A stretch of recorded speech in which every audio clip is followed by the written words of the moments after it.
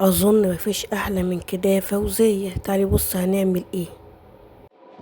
السلام عليكم ورحمة الله وبركاته. ازيكم عاملين ايه؟ بصوا هنعمل النهاردة طاسة بيض سهلة جدا وسريعة وطعمها تحفة.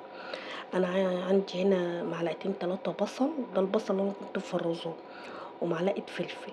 الفلفل ده انا كنت فرماه وبرضه مفرزاه، فانا طلعتهم كده من الفريزر وجبت طاسة حطيت على النار، حطيت عليها معلقة سمنة، ونزلت عليها بالبصل والفلفل.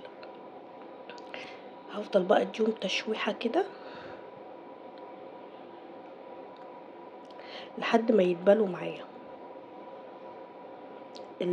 الوجبة دي تنفع على الفطار، حلوة جدا على الفطار ومغذية. ثانيا تنفع كوجبة استثنائية، يعني مثلا في وسط النهار جعانة وعايزة اعمل حاجة سريعة.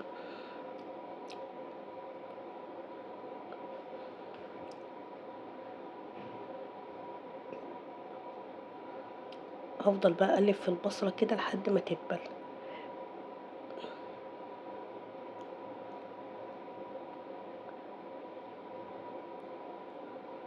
شفتوا بقى فايدة بقى التفريزات بقى.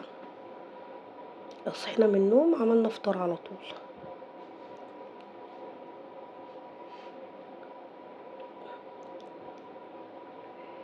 هنا بقى كان عندي ايه، شوية صلصة ومعلقتين صلصة كده كانوا في التلاجة، عمالة كل شوية اشيلهم من الرف ده احطهم على الرف ده، اشيلهم من الرف ده احطهم على الرف ده.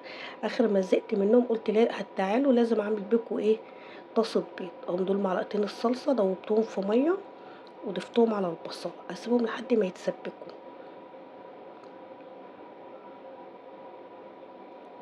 هنزل عليهم بقى بالايه، بالبيض. بصوا هنا اتسبكوا ازاي. انا هنا ما ضفتش ولا ملح ولا فلفل، لان انا عندي الطماطم اصلا فيها ملح وفلفل. بس نزلت بقى بالطلب بيضات دول وسبتهم بقى لحد ايه، لما استووا.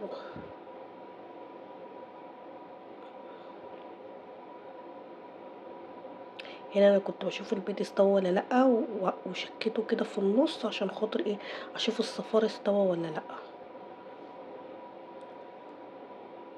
عايزه تغطيه في المرحله دي غطيه، مفيهوش اي مشكله.